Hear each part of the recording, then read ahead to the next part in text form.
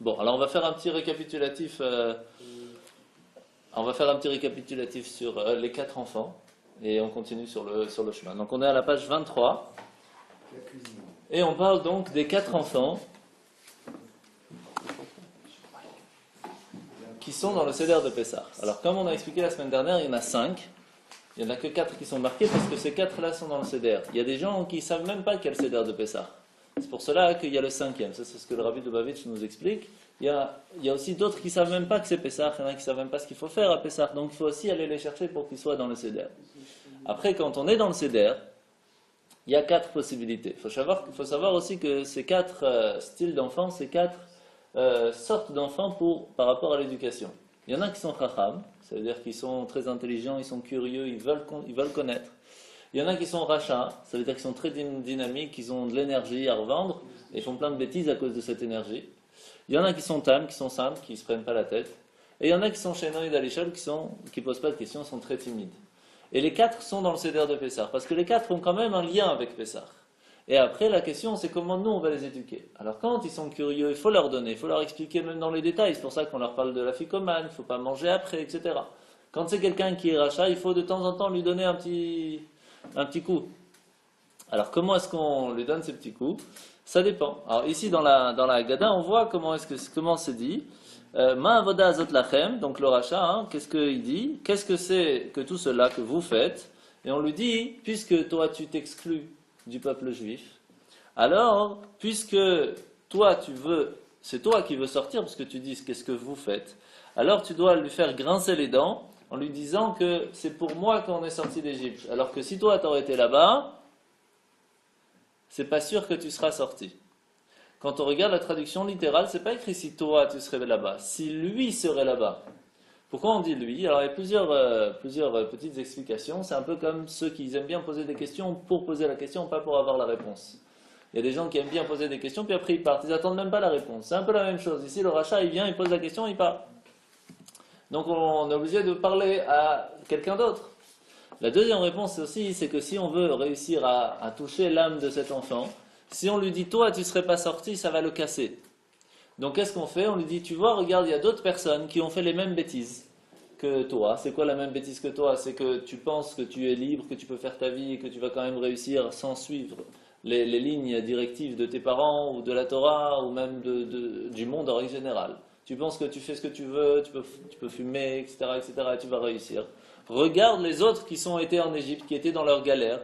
Regarde comment ils en sont aujourd'hui, ils ne sont pas sortis. Alors réfléchis à ce que tu veux faire si tu veux pouvoir sortir d'Égypte. Ça, c'est un petit peu la réponse qu'on donne à cet enfant.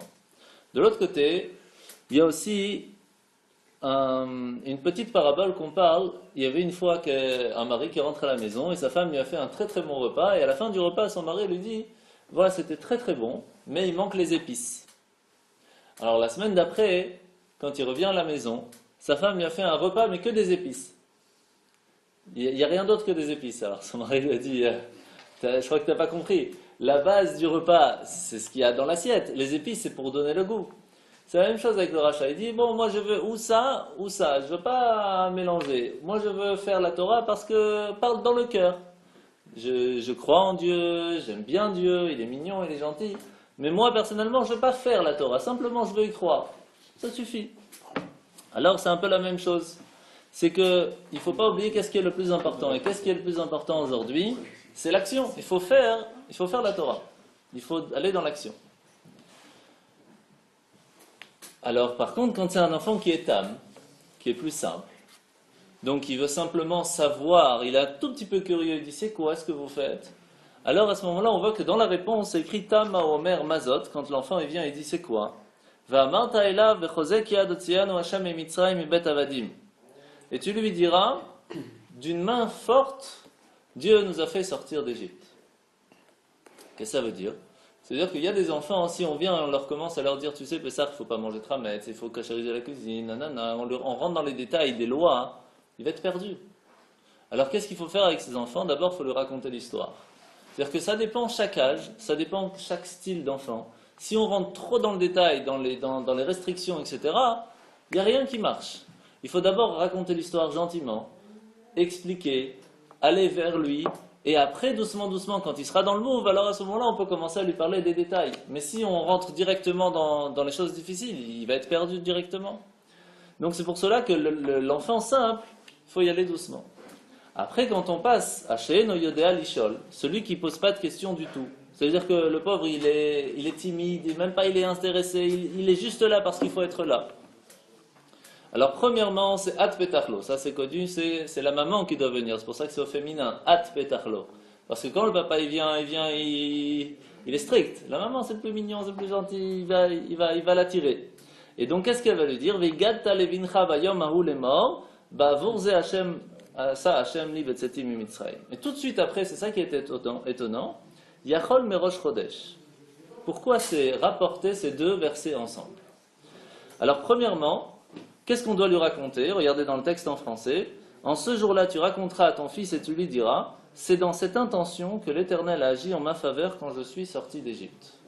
Donc on voit quand même qu'on lui fait un petit peu, on le booste un petit peu, parce que qu'est-ce qu'on lui dit? Il a agi en ma faveur, pas en ta faveur. C'est un peu comme si on parle au rachat ici, mais de façon un peu plus gentille quand même, parce qu'il n'a pas voulu complètement être à côté. C'est pas lui qui a dit qu'est-ce que vous faites. Il dit rien. Donc il faut aussi le booster. Ces enfants-là, si on les laisse trop être timides sans essayer de l'intégrer, ça va être difficile pour lui. C'est pour cela que c'est important. Il faut, comme on dit dans la Torah, dans l'éducation, il faut la main gauche qui pousse et la main droite qui tire. Il faut d'un côté un petit peu le booster et de l'autre côté le tirer gentiment. Mais qu'est-ce qu'on a écrit après? Yachol merosh chodesh. Il y a une reste de réponse à l'enfant qu'on va donner à l'enfant qui ne pose pas de questions. Qu'est-ce qu'on lui dit? Yachol merosh chodesh talmud lomar bayom haou. Hi bayom haou yachol mi be'od talmud lomar ba'avurze. Ba'avurze lo amarti la besha shematza umaron monachem lefanecha. Quand est-ce qu'on peut apprendre à cet enfant tout ce qui est comment dire,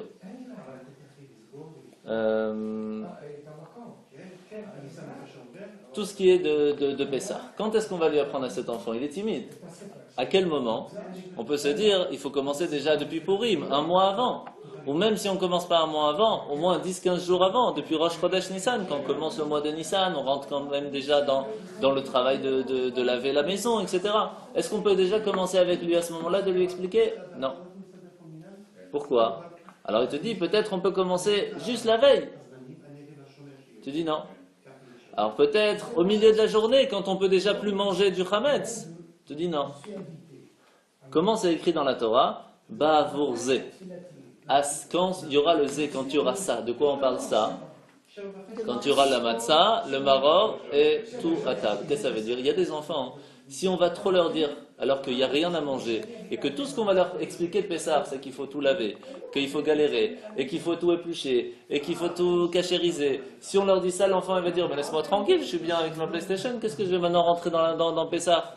Par contre, quand on est devant un repas, on est en famille, c'est sympathique, on dit tu vois c'est ça Pessah et on fait ça parce qu'on est sorti d'Égypte. C'est différent. Il va vivre, on est tous ensemble. À ce moment-là, on peut lui parler de Pessah et il va accepter, il va aimer Pessah. Si on va lui parler directement la première chose Pessah, c'est il faut tout laver, c'est fini. Il n'y a même pas de quoi commencer. C'est pour cela qu'on commence quand on parle des enfants qui sont timides, qui ne posent pas de questions, il faut savoir comment parler à ces enfants. Ça, c'est la première chose qui est très très importante. Alors, tout de suite après, on voit Mitrilat Avde Avoda Zara. On raconte qu'à l'origine, comment ça a commencé l'esclavage de l'Égypte. À l'origine, nos ancêtres étaient idolâtres. Pourquoi est-ce qu'on a besoin de savoir ça? Et qu'est-ce qui se passe vers Shav et maintenant?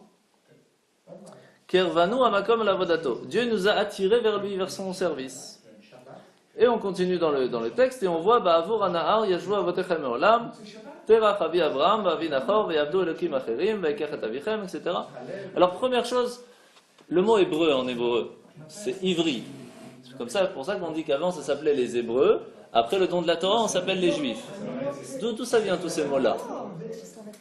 Alors regarde, d'où ça vient? Le mot ivri, ça vient du mot avar, parce qu'il a passé le fleuve. Ça vient aussi du mot Ever, il était tout le temps, le premier hébreu c'était Abraham, c'est lui le premier juif, et bien il était tout le temps différent des autres, il était de l'autre côté de la barrière, tous les autres étaient idolâtres, Et lui, spécialement, il croyait à un seul Dieu. Et bien, comme il était, lui, croyant d'un seul Dieu, il était différent de tous les autres. C'est pour cela qu'on l'a appelé Aïvri, celui qui était de l'autre côté, à part. Et donc, on s'est appelé les Hébreux avant le don de la Torah. Mais après qu'on a reçu le don de la Torah, on a changé déjà, on était différents. Pas seulement qu'on était différents par nos actions, parce qu'on était différents, on est devenu juifs. Juif en hébreu c'est Yehudi, qui vient de Yehuda. Yehuda c'est quoi en fait? Regardez bien ce que c'est Yud, Ke, Vav, Dalet, Ke. Donc c'est Yud, Ke, Vav, Ke, c'est le nom de Dieu, sauf qu'il y a un Dalet au milieu. C'est la force de Dieu qui s'est installée dans un peuple. Ça c'est Yehudi, ça c'est un juif. Avec la Torah. Avec la Torah, à ce moment-là qu'on a eu la Torah, on est devenu une partie constante de Dieu qui fait qu'on a un lien avec lui qui est tout à fait immuable. À ce moment-là, quand on a réussi à passer ce cap, on a dû arriver de Ivri jusqu'à Yehudi. C'est énorme comme travail pour arriver à ça. Alors déjà, Abraham, il avait fait le premier pas de homme normal à Ivri. Il s'est attaché à Dieu, il a fait la Brit Mila, il a eu les 10 épreuves, Yitzhak, et puis Yaakov, et puis etc. Puis on est descendu en Égypte. Alors pourquoi on a besoin de savoir tout ça? Alors premièrement, on voit qu'on a besoin de savoir, pour pouvoir savoir où on va, il faut savoir aussi de où on vient. D'où on va, où on vient. Oui, c'était juste là, et puis je vais partir là-bas. Je vais partir là-bas, simplement pour annoncer qu'il y aura Mian ici pour ça. Très bien. D'accord? Très bien. Donc on va devoir envoyer des SMS à tout le monde. Oui, pas de problème, on verra jeudi alors. Ça va. Pour la prière, tout le temps. Pour le soir et le matin, comment c'est prévu? Ragil, 19h, 10h? Ok. 19h30. Parce que c'est pas ça, 19h30. Non, qu'est-ce que tu penses? Je serai pas là, je sais pas, c'est comme vous voulez, moi. Pas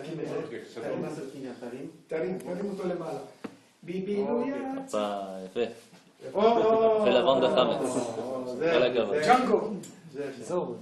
Donc il faut envoyer à tout le monde. Ça là? Moi, je Alors. pense que c'est mieux. Oui, comme ça c'est tout le temps la même chose, ils savent. Ouais, c'est plus ça. On change, il y a des gens qui ne peuvent pas savoir à 7 heures. Yeah. Tu pourras préparer le Sefer Torah? Bezrat Hashem, mais les Bahroun seront là. Écoute, moi je voudrais que tous soient prêts. Ça va, Bezrat Hashem. Tu roules le Sefer Torah, Pas de je problème. vais changer comme ça ensemble. D'accord? Bezrat Hashem. C'est bon.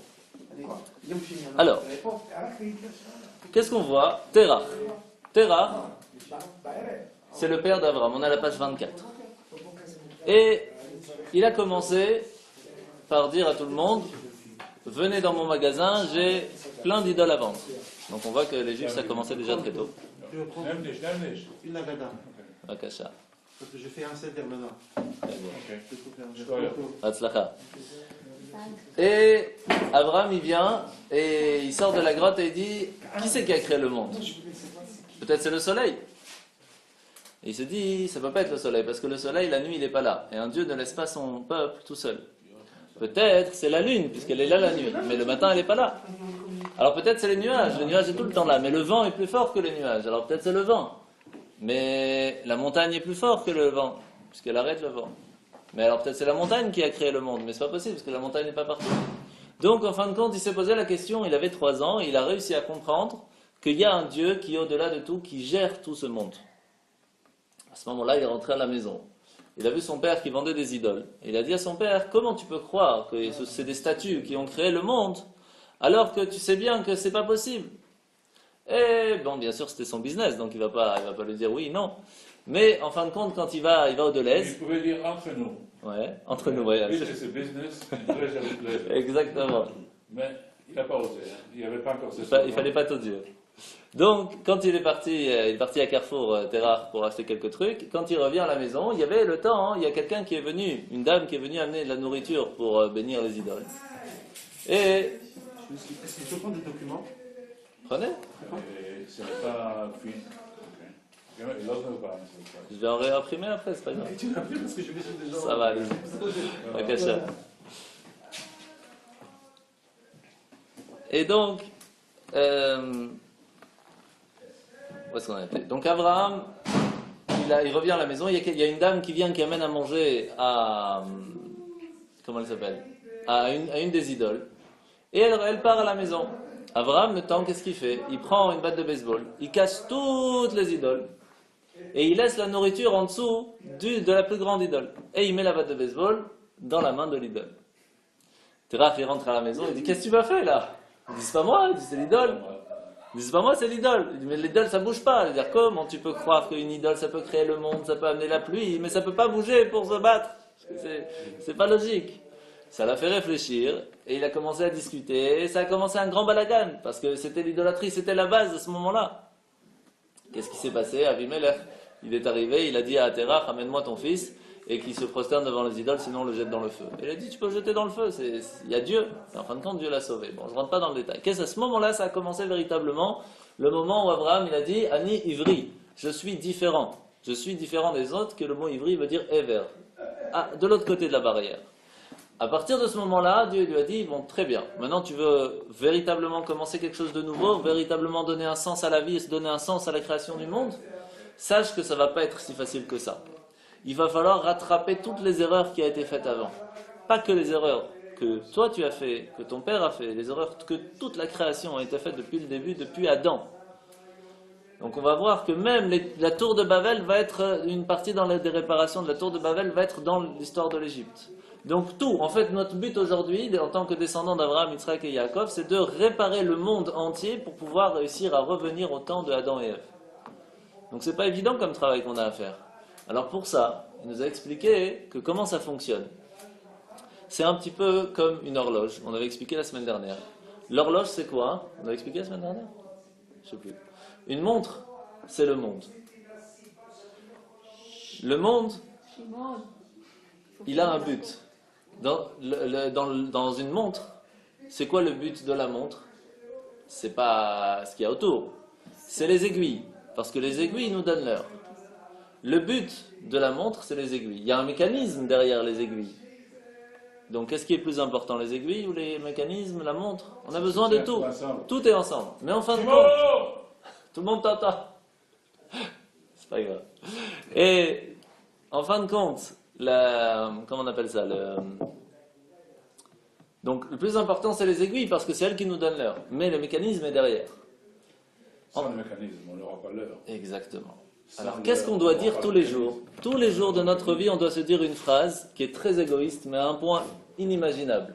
Bishvili nivra olam. Pour moi, le monde a été créé. Comme ça, la Torah elle dit. Il faut dire. Comment on voit les Israéliens aujourd'hui? Comment est-ce qu'on dit? Ah, c'est ma vache comme ça. Ah, n'est-ce pas? C'est ça. Ça me permet de leur dire. Mais c'est ma vache, il faut le dire. Pour moi, le monde a été créé. Qu'est-ce que ça veut dire pour moi, le monde a été créé? Pour moi, le monde a été créé que moi, je puisse aider le monde. Pas que le monde a été créé pour moi seulement. Ça, oui. Mais pourquoi? Pour que moi, je puisse aider le monde. Qu'est-ce que ça veut dire? Le mécanisme, la montre et les aiguilles, à la création du monde, il y a eu plein de bêtises, mais des bêtises graves comme celle d'Adam et Ève, après le déluge, et puis après les tours de Babel, les Sodome et Gomorre, et plein. Ça a mis tellement de boue sur les aiguilles que les aiguilles n'arrivent pas à bouger. Et le monde ne tourne pas. Alors Hachem, il a dit, je vais être obligé de mettre un mécanisme très dur, très fort, à une puissance de 10 000 volts, pour que ça puisse quand même tourner. Il faut que le monde y tourne. Pour ça, je vais mettre les seules personnes qui sont assez fortes pour faire bouger les aiguilles, je vais les mettre dans la boue, je vais les mettre dans la difficulté, pour qu'eux poussent cette boue. Et donc, il nous a mis pendant 400 ans en esclaves. Pourquoi? Pour qu'on puisse enlever une grande partie de la boue. À partir de ce moment-là, quand on est sorti d'Égypte, on a réussi à enlever plus de la moitié de la boue. En 210 ans. Il faut s'imaginer que l'autre moitié, c'est jusqu'à aujourd'hui. Donc imaginez les galères qu'on a eues jusqu'à aujourd'hui. Eh bien, en 3000 ans, on a fait ce qu'eux, ils ont fait en 210. Donc imaginez un petit peu de l'Égypte. C'est pas évident. On a besoin de savoir d'où on vient. Parce que Abraham, il a donné une force, la première force. Après, Yitzhak, il a fait continuer cette force de façon différente. Et puis Yaakov, il a encore fait ça de façon différente. Mais pour ça, si on commence et on nous dit quand Abraham, il a voulu véritablement avancer, on lui a mis tout de suite des bâtons dans les roues, on lui a tout mis. On lui a tout mis à la tête. C'est pas possible. Alors, on commence tout de suite à la page 25 en haut, et Hachem il nous dit tout de suite, Baruch, Shomer, Avtachato, l'Israël, sache qu'il y a un gardien qui t'a donné une promesse. Baruch, Shakadosh, Baruch, Chishev et Taket, sache que depuis le début, quand Abraham qu'il a dit qu'il allait t'envoyer en esclavage en Égypte, déjà il a dit quand est-ce que tu vas sortir. Et quand il a commencé la création du monde, il a déjà dit c'est quand la fin du monde. Et qu'est-ce qu'il a fait avec Abraham? Brit ben Abtarim. Il a fait l'alliance qu'il a fait avec Abraham. Alors, c'est très spécial, il a dû couper en deux des animaux, il est passé au milieu, c'est une histoire de fou. Et à ce moment-là, il a fait une alliance avec Dieu qui est plus qu'immuable. Elle est complète. Une force, c'est que le Galout et la première sortie de Galout, ce sera comme la dernière. Galout, c'est quoi? Le premier exil, c'est l'Égypte. Comment est-ce qu'on est rentré en Égypte? On était 70, on est ressorti à 3 millions. Et encore, c'était que 4/5. On est rentré, il y avait énormément de boue sur les aiguilles. Mais on est rentré 70, c'est noté ici. Je n'arrive pas comment tu arrives à 3 600 000 de 20 ans à 60 ans. Mais Il n'a pas compté les gosses, il n'a pas compté oui, les temps. mais c'est noté là-bas dans la Torah. 600 000. 600 000 qui sont sortis. Point. D'accord. Mais de 20 ans à 60 ans. Compte, tu fais rien que le double avec les femmes. Non, Tu rajoutes les enfants. C'est noté Ça va général. vite, hein. 600 000. C'est ça. 600 000. Tu sais pourquoi c'est écrit 600 000? Parce qu'il y a 600 000 âmes de base. Dans le ciel, il y a un... Comment on appelle ça? Comment ça fonctionne? Comment les âmes ils arrivent? Il y a dans le ciel, on appelle ça l'homme spirituel. Et chaque personne vient de cet homme-là. Dans cet homme-là, il y a 600 000 possibilités d'âmes. Et chacun envoie une lumière à plusieurs personnes. Pourquoi que ça veut dire qu'on a l'âme, comment on dit, quand un couple il se retrouve tout de suite? Âme sœur. Âme sœur. C'est quoi âme sœur? C'est en fait là-haut, c'est la même âme qui arrive et donc on se retrouve beaucoup plus facilement parce que le but, le destin, la volonté, le potentiel, tout se retrouve très facilement. Maintenant, qu'est-ce qui se passe? Cette âme-là, elle reste toujours là-haut, mais elle envoie plusieurs personnes pour qu'elle puisse raffiner, elle renvoie après les forces là-haut quand elle part de ce monde. Et quand elle arrive là-haut, elle fait le compte par rapport aux bonnes choses qu'elle a fait, aux bêtises qu'elle a fait, elle réussit à raffiner l'endroit, etc. Quand les 600 000 sont faits, Mashiach il vient, c'est tout, c'est pas plus compliqué. Donc nous on a le travail, quand on fait une bêtise, c'est pas que nous qu'on embête. C'est toutes les personnes qui sont attachées à nous et toutes les personnes qui sont attachées à toute la personne qui est là-haut. Et chaque fois qu'on fait quelque chose de bien, c'est pas que nous qu'on fait. C'est toutes les personnes qui sont attachées à nous par l'âme et toutes les personnes qui sont attachées aux âmes. Kol Israël Arabim Zelazé. Exactement. Kol Israël Arabim Zelazé. On est tous garants l'un de l'autre. C'est pour cela que quand on voit un ami qui fait une bêtise, on a l'obligation de lui dire. Parce que il fait pas quelque chose de pas bien que à lui, il fait à tout le monde. De l'autre côté, si c'est quelqu'un qu'on ne connaît pas assez, il faut savoir comment le dire et des fois il vaut mieux se taire. C'est une mitzvah même de se taire. Très dur. Et tu ne peux pas le dire. Et il faut pas dire des fois, c'est une mitzvah de se taire. Parce que si c'est juste pour l'embêter, ça ne va pas aider. Si tu sais déjà d'avance que ça ne va pas aider et que il ne va pas avancer, il va même faire pire, laisse. Parce que par rapport à Dieu, s'il ne sait pas, il ne sait pas. Donc puis les sages, ils ont dit qui est le vrai ami, c'est lui qui dit en face la vérité. Oui, mais c'est pas évident. Donc, C'est tu pas le évident. dis, Mais ça, c'est bien. pas cacher. Ça, c'est le vrai ami. Tout à fait. Alors maintenant, qu'est-ce qui se passe? Tout le monde connaît cette phrase de Vehi Shehamda Lavotei Novelano. Vehi Shehamda, Vehi Shehamda. Tout le monde connaît ça, oui? Alors c'est qui Vehi? C'est Shemesh. Non, attends. Je traduis. Hein. Vehi Shehamda. Et elle, la personne, est tout le temps là pour nous sauver, qui nous a sauvés, nos pères, etc. Kvod Elohim, non? Non, mais ici il dit cette promesse. Il n'y a même pas le mot promesse dedans. Ça peut, mais c'est pas écrit que c'est une promesse. C'est écrit et elle. Vehi et elle. En français. C'est marqué promesse. Oui, mais. La traduction du mot Vehi, c'est quoi Vehi? La promesse qui a été pour nos ancêtres, pour le truc. Il a fait...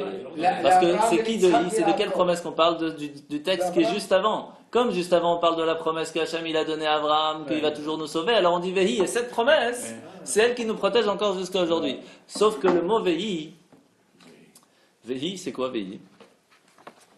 Vehi Shehamda.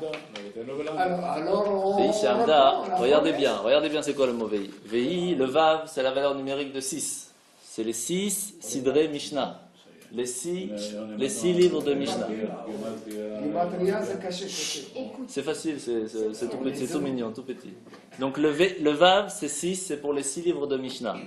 Le He, c'est les 5 Chamisha livres de Chamisha Chumash. Torah. Fait. Yud, Yod, c'est les 10 Asara commandements. Dibraya. Ah, Asara Dibraya. Ouais. Oui. Et qu'est-ce qui nous manque encore? Le Aleph. C'est qui Aleph? Aleph, Echad, Echad, Eloheinu, Echad. Donc, qui c'est qui nous protège et qui nous aide, qui nous assiste pendant toutes nos galères, dans toutes les générations? C'est qui? C'est quand on apprend la Mishnah, ça veut dire qu'on apprend les lois. Pas seulement on a appris la Torah, on apprend les lois, on les fait. C'est le He, c'est-à-dire qu'on apprend la Torah.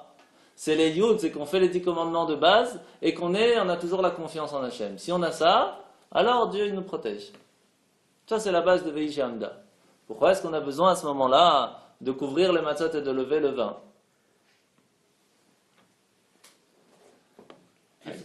Où ça se tient en fait? Oui, il y a beaucoup de tenues. Depuis juste tu la passes partie à de la Ve'i, on couvre les matzot, Oui, et on lève le vin, Est-ce que- et quand on a fini Ve'i, on pose le vin et on rouvre le matzot. Ouais.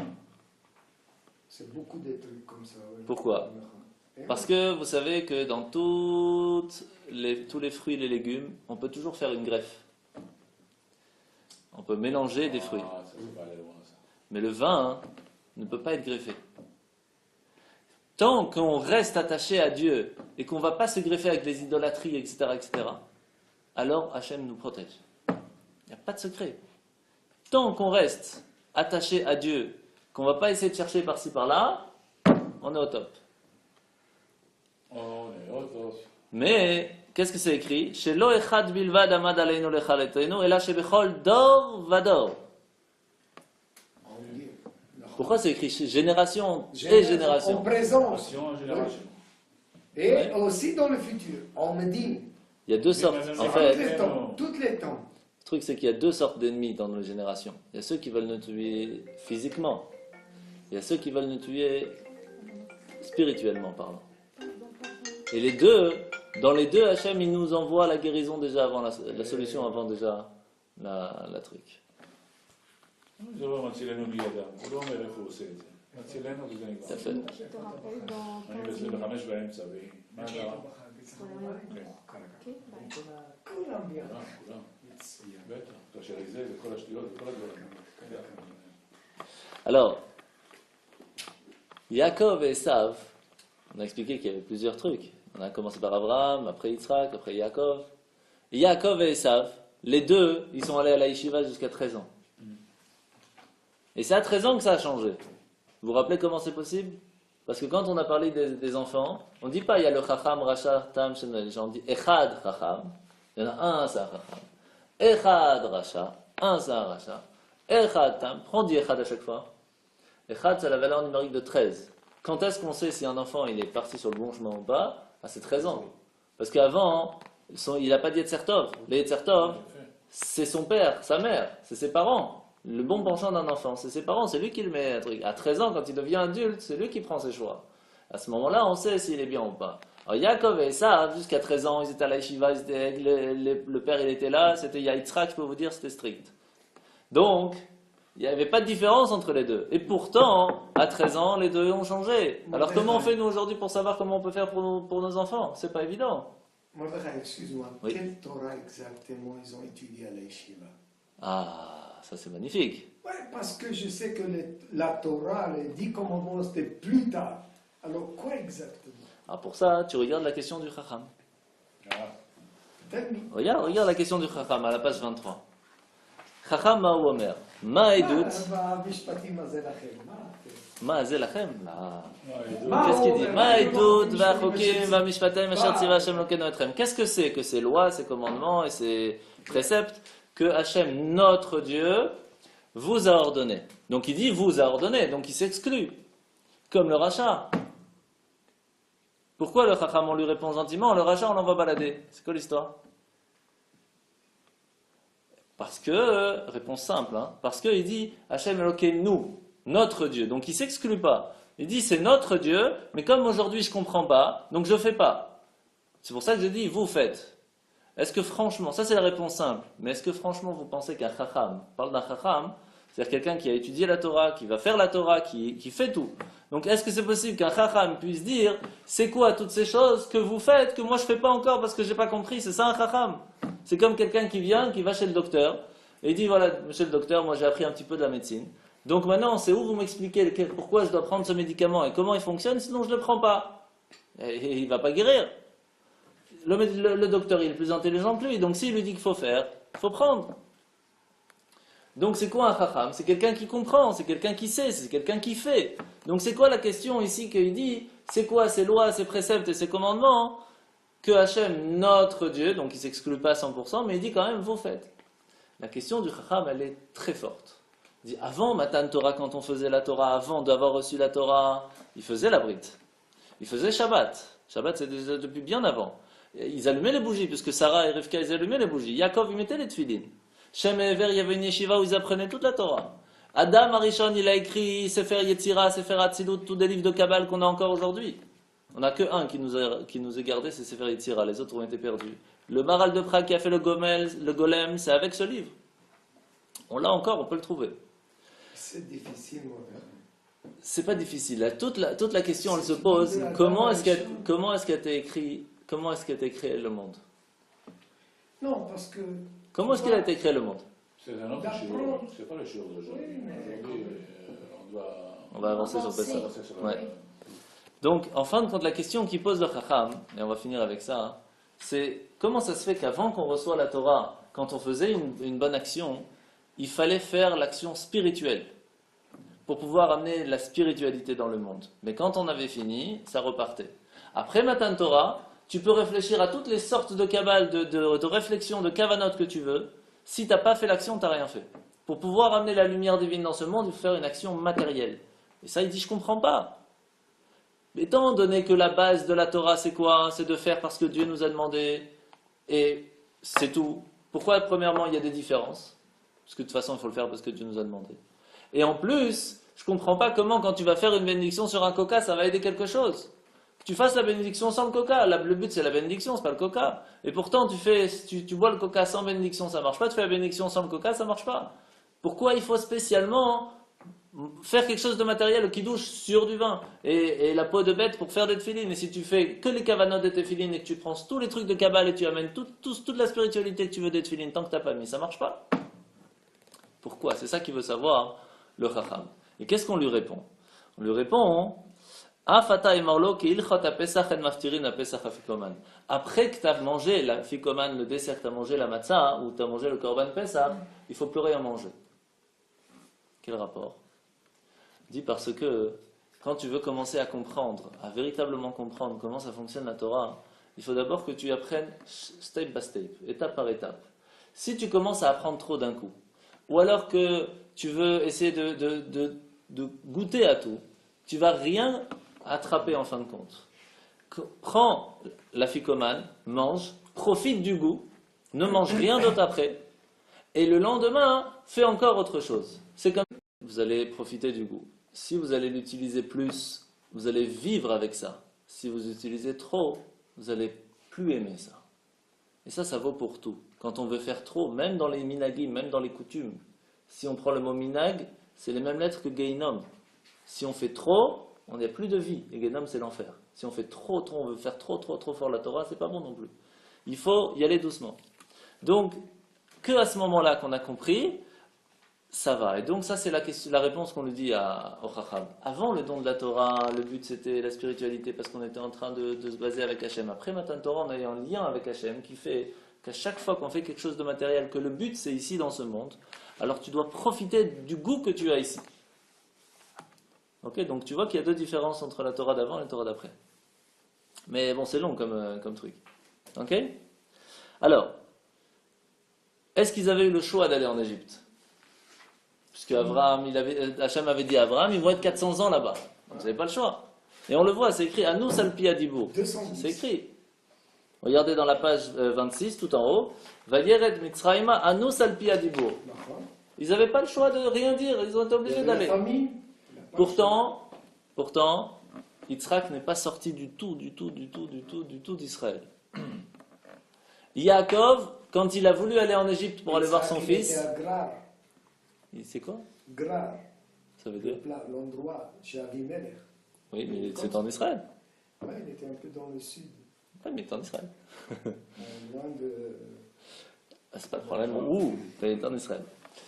Yaakov, Par contre, il était où? Au nord. Il était au nord, mais après, qu'est-ce qui s'est passé? Oui, mais qu'est-ce qui s'est passé après? Il est parti en Égypte. Avant d'aller en Égypte, il ne voulait pas. Quand est-ce qu'il a dit d'accord, je descends? Quand Yosef, il lui a dit une phrase. Viens. Pas viens. Avant Il lui a dit, regarde, tout est prêt pour t'accueillir. Qu'est-ce que ça veut dire? Yaakov, il savait que ses enfants allaient être esclaves. Il avait le roi HaKodesh, il voyait le venir. Donc il ne voulait pas descendre. Imaginez, je vous dis, vous avez le choix entre rester tranquille, peut-être pas vivre dans le super richesse et tout, mais vivre tranquille avec vos enfants, vos petits-enfants aussi. Ou alors, pendant 210 ans, vous allez être en esclave, vous, vos enfants, vos petits-enfants et petits-petits-enfants, mais quand vous allez sortir, vous allez être très riches. Pas vous, hein, les petits-enfants. Personne de normal va dire, ok, on y va. Mais Yaakov non plus, il ne voulait pas. Mais il ne peut pas changer la parole de Dieu. Dieu est décidé que le peuple il doit être esclave. C'est décidé. Mais quand même, Il parle d'application. décidé ou pas. Mais Yaakov, il va dire, il va aller, ses enfants ils vont être esclaves. Mais s'il a vu ce qu'il a vu Shekhinah, il sait qu'il n'a pas de choix.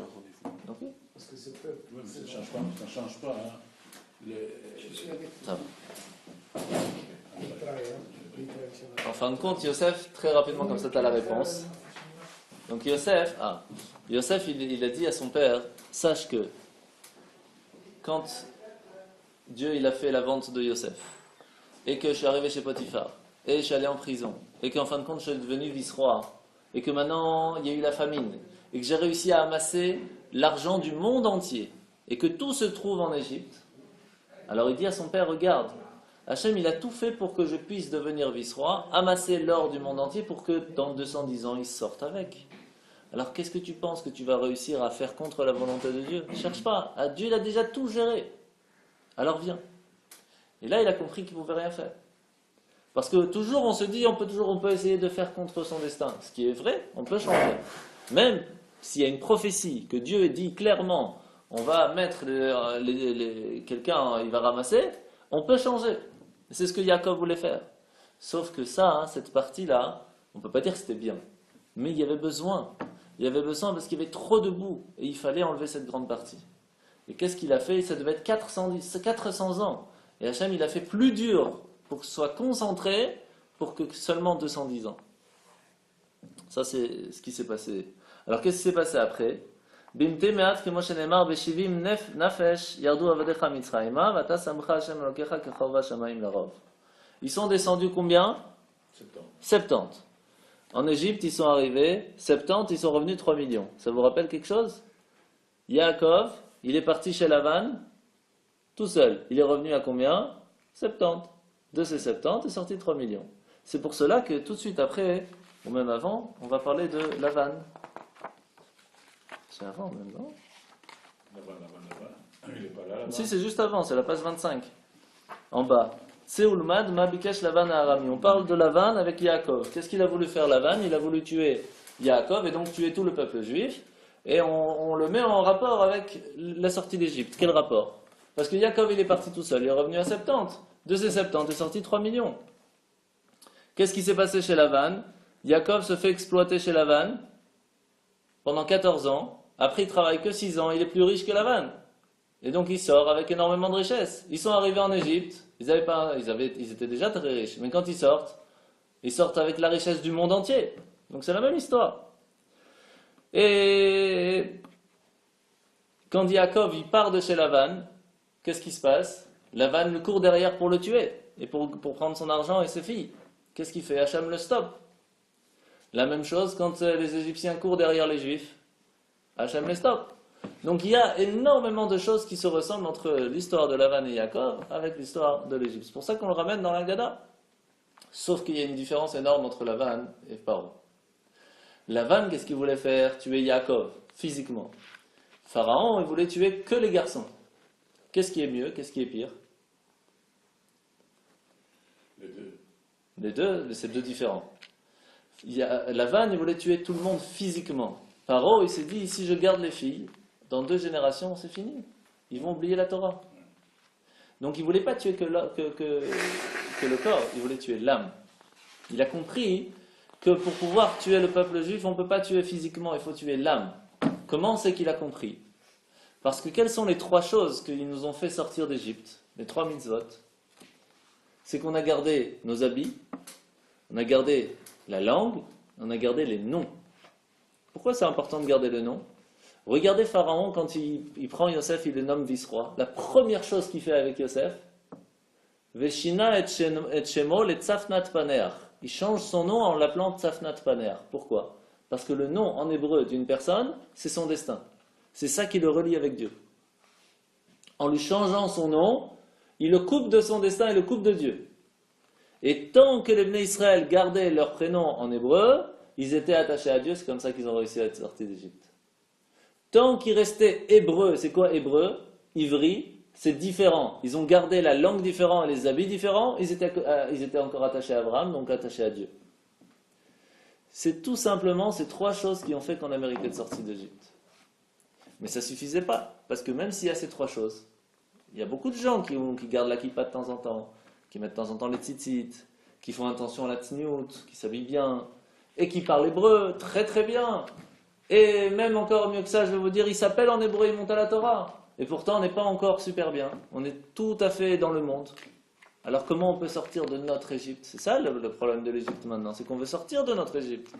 Et chacun a son Égypte personnelle. Alors comment on fait? C'est ça que nous dit l'histoire. Ils sont arrivés, ils étaient là-bas, ils avaient tout ça. Et pourtant, regardez à la fin de la page 26, le dernier, Varav, ils étaient énormément de monde, ils étaient très nombreux. Revava ketsema chasaden tatir. Vatirbi, vatigdeli, vatavoi, baadi adaim, shadaim nachonu, sarich tsemach, vatarum verrier. T'avais beaucoup, t'avais de la richesse, t'avais des enfants, t'avais la santé, t'avais tout ce que tu voulais, mais tu étais nu et dénudé. Nu de quoi? Nu de bonnes actions, nu de Torah, nu de mitzvot. Vaevor alaich, regardez bien ce qui est écrit ici, ver'ech mitvoseset vedamaich, vaomar lach vedomai chai, vaomar lach vedomai chai. Vous avez déjà entendu cette phrase quelque part, non? Dans toutes les circoncisions. Vaomar lach vedomai chai, on prend un petit peu de vin, on le met au bébé, encore vadamar damai chai, on donne le vin au bébé. C'est quoi l'histoire ici? Quand Moshe est venu voir Pharaon, il lui a dit, sache qu'on veut partir dans le désert pour faire des sacrifices à notre Dieu. Pharaon ne voulait pas. À la fin, il lui a dit, bon, tu sais quoi, vas-y. Tu sais pourquoi? Parce que j'ai vu Ra. Ra, c'est une étoile. Et la Ra, elle était rouge. Et quand elle est rouge, ça veut dire qu'il va y avoir du sang. Alors Pharaon, il s'est dit, ils vont aller dans le désert, ils vont tous mourir. Alors qu'ils aillent. Sauf que, qu'est-ce qu'il a fait Hachem?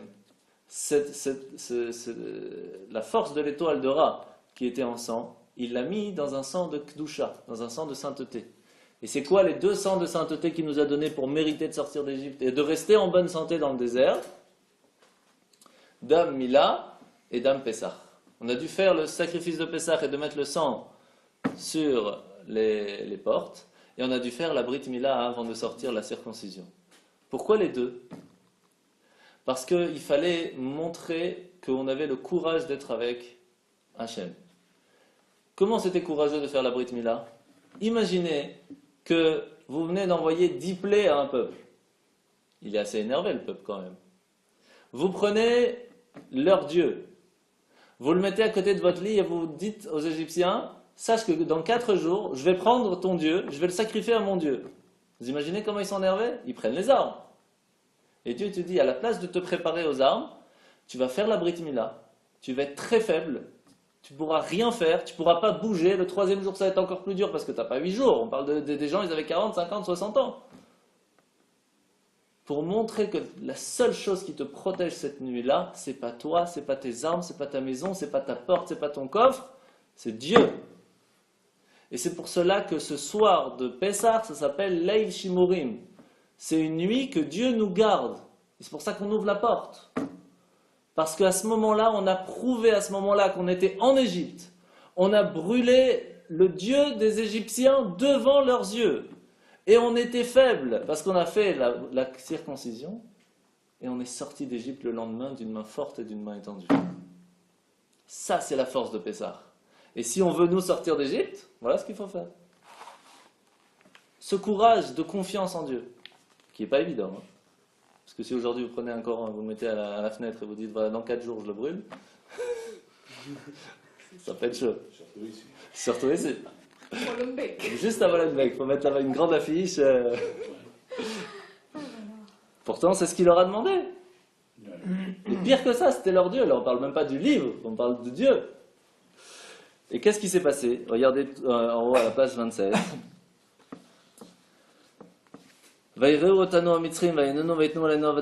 voici qu'ils nous ont pris, ils nous ont donné beaucoup de travail. Et après, etc., etc., c'est tous, enfin, c'est pas la même chose, mais disons qu'on va avancer. Et donc, qu'est-ce qui s'est passé? On a pleuré. Il y a eu un moment où Pharaon, il a pleuré. Et là, c'est intéressant, parce que très souvent, quand vous parlez avec les gens, et qu'ils vous disent, voilà, sache que Pharaon, ce n'est pas le même. Celui de Yosef n'est pas le même que celui qui les a mis en esclavage. Pourquoi? Parce que c'est écrit clair dans la Torah, Vayamot melech Mitzrayim, Vayakom melech Hadash al Mitzrayim. Le roi d'Égypte est mort. Vive le roi. Et il y a un nouveau roi qui est monté. Alors comment le Midrash il peut nous dire que c'est le même? C'est très simple. Vous savez que c'est Dieu qui a choisi qu'on aille en esclave. Alors pourquoi est-ce qu'il a puni Pharaon pour ça? Il a fait que son job. Il l'a dit à Dieu, pourquoi tu me punis? C'est pour cela que les 10 plaies ne sont pas par rapport à l'esclavage, mais tout ce qu'ils ont rajouté. La première plaie du sang, vous savez pourquoi?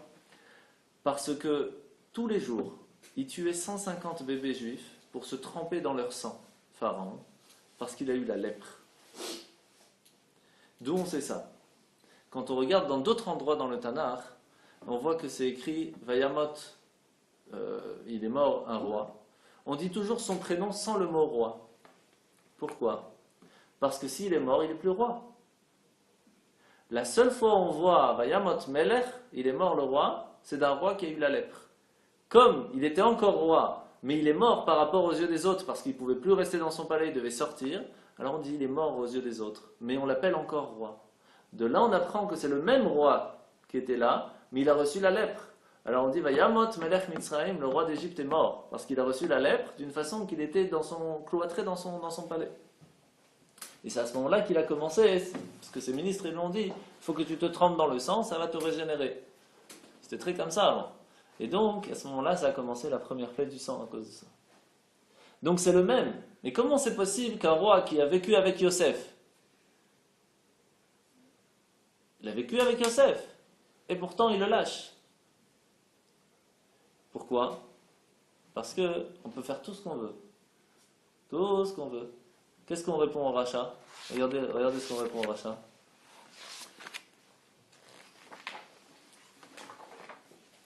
Rachat Mahomer. On peut faire en français. Hein. Que dit le pervers? Quelle signification a pour vous cette cérémonie? Pour vous et non pour lui. Puisqu'il s'exclut de la collectivité, il nie le fondement de la religion israélite.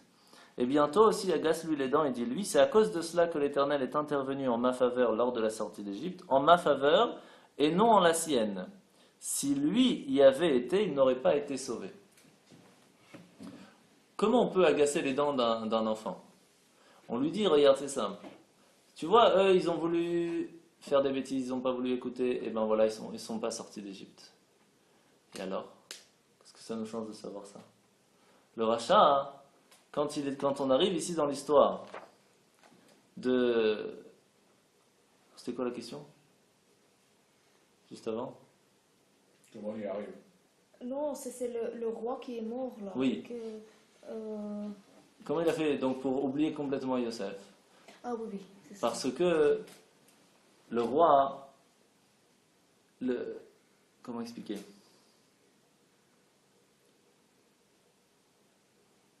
Oui. Le rachat, il se dit, peut-être, ok, je vais pas réussir à avoir exactement ce que les autres vont avoir, mais je vais réussir à m'intégrer, réussir à m'intégrer à l'Égypte, et je vais pouvoir vivre avec eux. Et quand je voudrais sortir, je pourrai sortir. Qu'est-ce qu'on lui dit?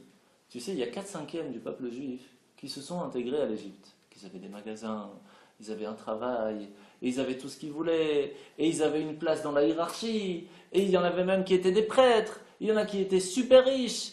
Et quand on a voulu sortir d'Égypte, ils n'ont pas voulu sortir d'Égypte. Et ils ne sont pas sortis d'Égypte. Pourquoi? Parce que premièrement, même qu'ils étaient intégrés à la hiérarchie et tout ce que tu veux, pour les Égyptiens, ça restait des Juifs. Et ça, tu ne pourras jamais l'enlever. Et pour les Juifs, même si ça restait des Juifs, ils n'arrivaient pas à s'intégrer aussi. Et donc ils étaient entre les deux. Et ça, c'est ce qui a fait qu'ils ne sont pas sortis d'Égypte. Alors on lui dit ici, à Pharaon, il dit, peut-être Yosef il a beaucoup aidé, c'était le vice-roi, il a amené toute la richesse en Égypte et tout ce que tu veux. Mais le jour où il commence à avoir peur, il oublie très vite. Il a eu peur du peuple juif parce qu'ils étaient nombreux. Fini, il a oublié Yosef. Il y a comme Melech Hadash, il y a eu un nouveau roi qui est sorti. Et il les a mis en esclavage tout de suite. Donc ne crois pas que tu vas réussir à t'intégrer et que tu vas avoir une place dans la hiérarchie et que tu seras sauvé. Non, pas du tout. Si tu aurais été là-bas, tu n'aurais pas été sauvé non plus. Ça, c'est la phrase qu'on dit dans toute l'histoire, le truc. Et puis, on va finir parce que ça commence à être tard. Bon, moi, ça ne me dérange pas, mais c'est pour vous. Il y a maman qui vient ou je vous ramène Non, maman. Ouais, ok. Alors, on va prendre la page 31.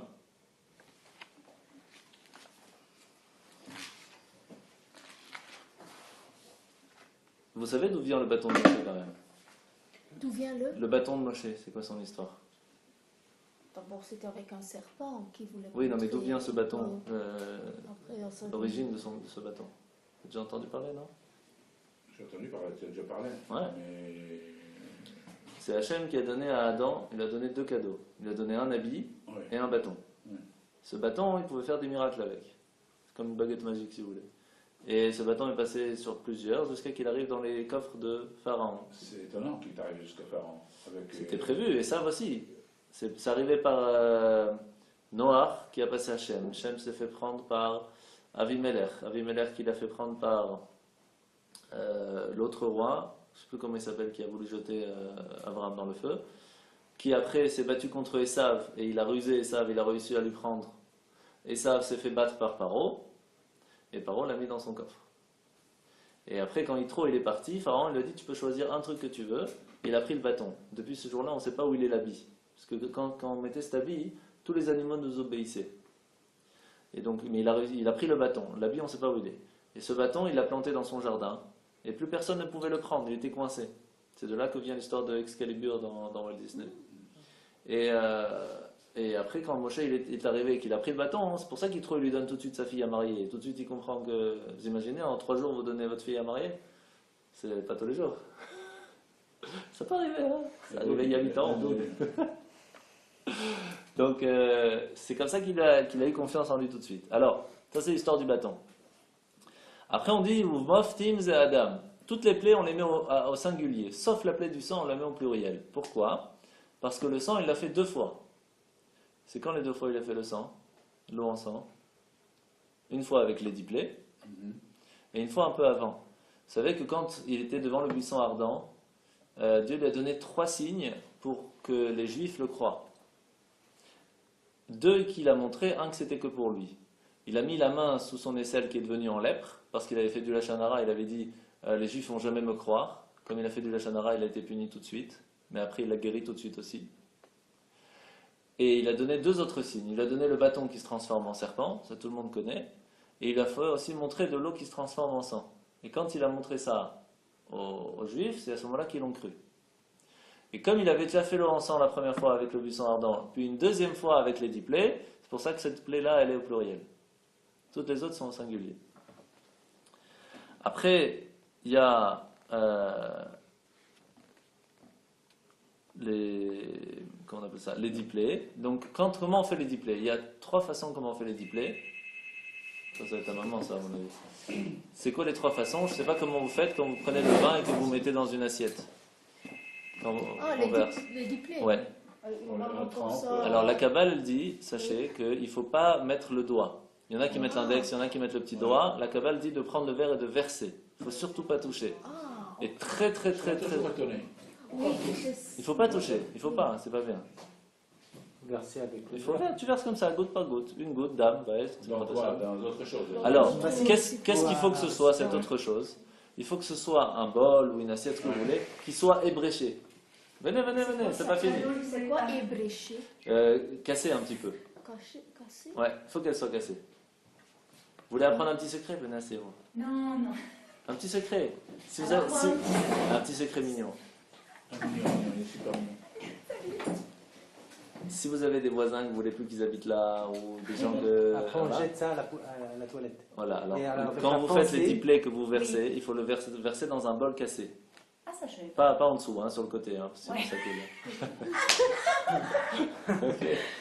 Il faut qu'il soit cassé. Pourquoi? Parce que ce vin-là, c'est toutes les malédictions de Pessah et des Juifs qu'on a reçues pendant toute l'année, on les jette dedans.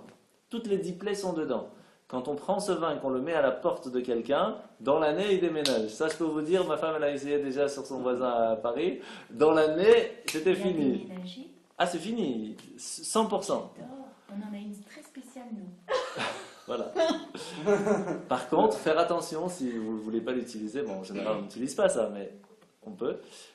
Il faut jeter aux toilettes, pas dans l'évier. Non, non, Parce je- que c'est directement aux toilettes. Et il ne faut pas le laisser longtemps. Vous le prenez, vous le jetez directement aux toilettes, vous tirez la chasse. Ouais. C'est un vin Ouais, qui mais est t'as très, raison. très dangereux. Oui. Ok? Attends une minute, là, je dois revenir à la Je répète. Si j'avais cette expérience, je veux dire, si je faisais ça et j'ai trempé les doigts et C'est pas grave. ensuite je les mets sur la nappe, par exemple, ou sur quelque chose, qu'est-ce que deviendra la nappe? Je sais pas. Tu n'oses même pas me dire quelle réparation il faut faire là. Tu vois, je dis, Ah maintenant, oui. je suis au C'est pas courant grave, avant, non? c'est une nappe en C'est pour papier. cela que quand C'est une on nappe en fait, papier, c'est pas quand grave. on fait le versement, il faut surtout pas verser Ouais. quand le bol il est sur la table. Il faut le mettre à côté. Ah, ouais, Ouais. c'est dingue, hein. Toujours. Ou sur une assiette encore, parce que ça va Ou sur- couler. mais ou- pas sur la table. Il faut pas qu'on puisse mettre ce vin là sur la table. Il faut pas qu'il soit sur la table. Toujours à côté. Et on doit C'est le pour mettre. ça que c'est la femme, la maîtresse de maison qui apporte la bassine. Ouais, exactement. Souvent. C'est le, Tiens, et c'est le, côté. le Et chacun maître de fait maison dedans. qui...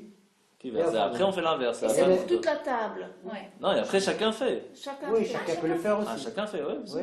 Il faut enlever tous les trucs qui sont pas bien de chez nous. Et Même après, les et après, enfants. la Tout le maîtresse de monde. maison prend cette bassine ou ce bol et Et va aux elle- Et toilettes. après elle verse tout de Et suite. avec toute la pensée qu'elle a pour ce qu'elle a envie d'éliminer, Tout part. tout part. Tout part à ce moment-là. C'est bon à savoir. Ouais. Je vous dis que ça valait le coup.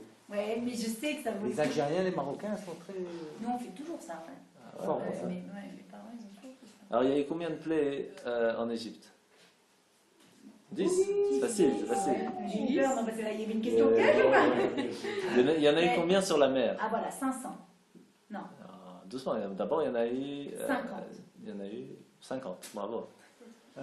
Pourquoi? J'ai révisé, là. Pourquoi 50? C'est très simple, parce que c'est écrit sur l'Égypte, il a mis son doigt, il y avait 10 plaies. Donc comme il a mis la main sur l'Égypte, donc c'est multiplié par 5. Mais Rabbi Eliezer et Rabbi Akiva, les deux, il y en a un qui dit dans chaque plaie il y en a 4, Rabbi Akiva dit dans chaque plaie il y en a 5. C'est-à-dire quoi? Il y en a 5. C'est-à-dire que pas seulement c'était dur qu'il y avait le sang, mais en plus ils étaient obligés de payer les Juifs pour pouvoir avoir de l'eau. Donc c'était une de plus dedans. Et pas seulement ça, c'était pas que le Nil, c'était toutes les eaux. Et pas seulement que les eaux, c'était même les jus de fruits. Et même quand on prenait un fruit qu'on pressait, c'était du sang qui sortait. Donc il y avait 5 niveaux dans la plaie, chacun par rapport à son niveau de méchanceté qu'il a eu envers les Juifs. Il y a une plaie, celle des boutons, des gros boutons rouges, qui est restée sur les magiciens égyptiens jusqu'à la fin de leur vie. Donc normalement, après ça partait. Mais il y en a une qui est restée sur les magiciens qui n'est pas partie. Parce que comme ils étaient tout le temps contre Dieu, ils ont ramassé. La seule plaie qui n'a pas touché Pharaon, c'est laquelle? La mort des premiers. Ah, bah non. Ah bah, Ça aussi, c'est justement, vrai, ça ça a aussi, touché, oui, oui, ça son aussi, fils. c'est vrai. Ça Mais ça a touché son fils, ouais. Ah oui, C'est pas les seuls à pas Pas toucher les pour qu'ils égyptiens, puissent c'est voir. ce que j'ai dit. Mais il y en a une qui n'a pas touché, c'est la première, le sang. Ah. Pourquoi? Parce que le sang, c'était l'eau. L'eau qu'il ne pouvait plus boire. Mais Moshe, il a vécu pendant très longtemps dans la maison de Pharaon. Donc, Hachem, il lui a dit, puisque tu as donné à boire à mon enfant, je te donnerai la possibilité de boire pendant cette plaie. Donc, il lui a remboursé, entre guillemets, parce que, voilà, je vous laisse. Ouais, j'ai l'aide maman, la pauvre. Attends, j'ai lancé le Shabbat. Shkaya, Désolée, mais. Je connais. en bonne santé. C'est bien qu'ils sont... C'est-à-dire, Chazak. Chazak, le bal. Ah oui. Ça, c'est pour le CV de la prière.